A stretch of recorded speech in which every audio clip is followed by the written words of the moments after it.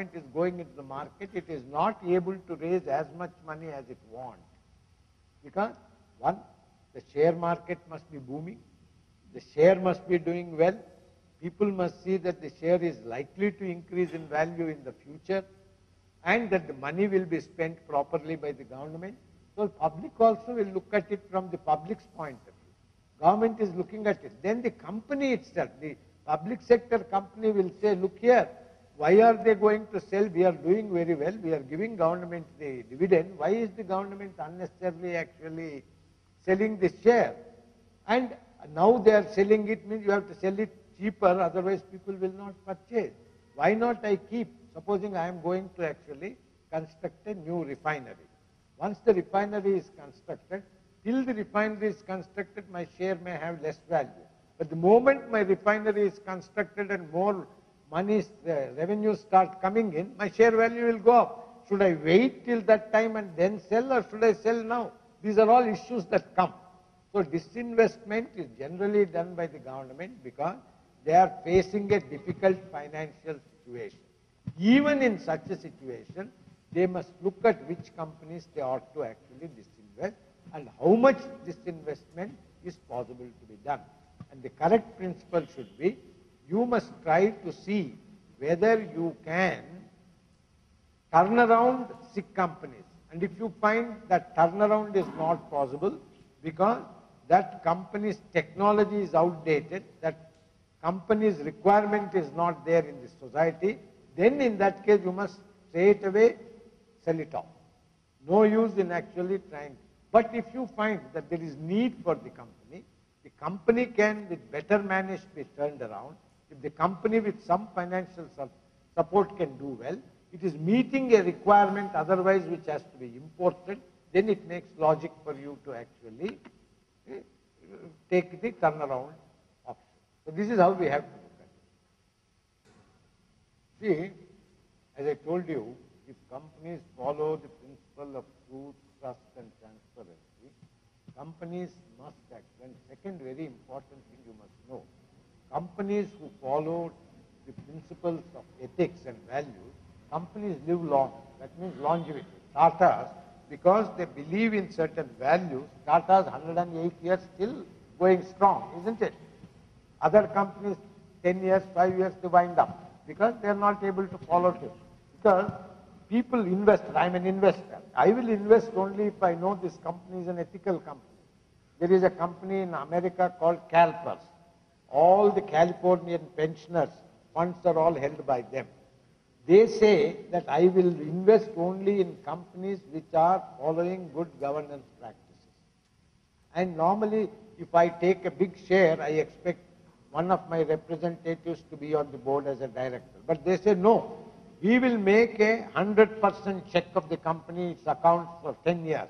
If we are satisfied, I don't want any person to be on the board also. I am satisfied that their systems are good, there's an ethical company, I'll straight away invest the money. So you see, much depends on what is the policy of the company, and companies must ensure, and all, employment of e-governance is to ensure that things are done properly, isn't it? And it is done impersonally. It should have no personal, impersonally, anything which is, so you have got in your industry, IT industry, garbage in, garbage out.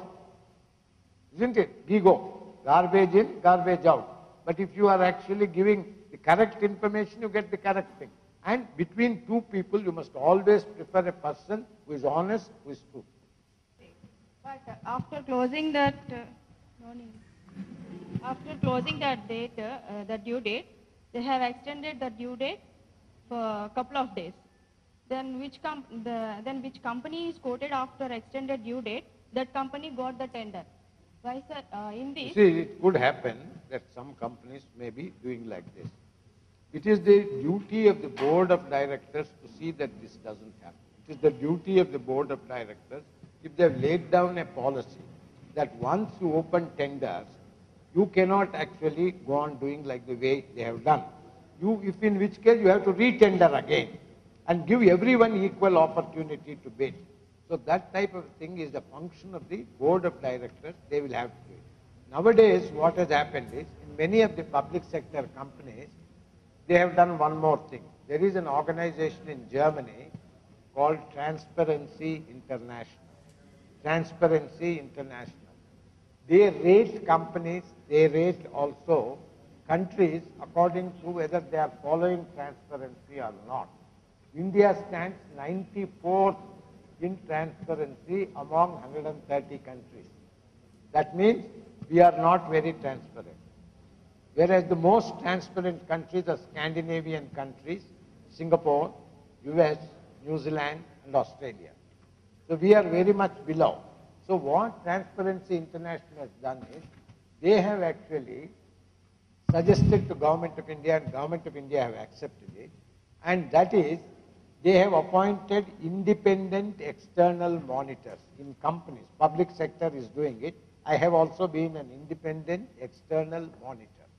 That means I am very, whenever any issues, anything come, the board refers it to me. Any system, any practice like this comes to the IEM. Only when the IEM says it is all right, they do it. And for that, what they do is, all the contractors who are quoting must actually agree to sign a bond saying, we will not influence anyone. We will not give a bribe to anyone. We will quote ethically. All the persons who quote have to subscribe to that bond. If any instance comes, they are actually removed from the list.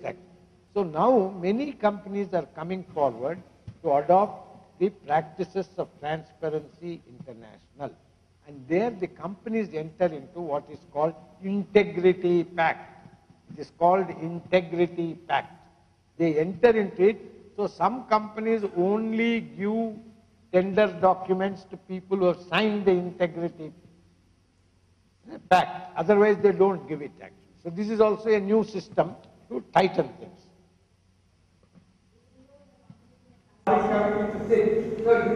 Here in the ONGC, they will have 40 different officers. Each office may be accounting for 2,000, 3,000. So you can't have. So what is important? The system, practice must be clear. This is also comes under illegal operation. Yeah.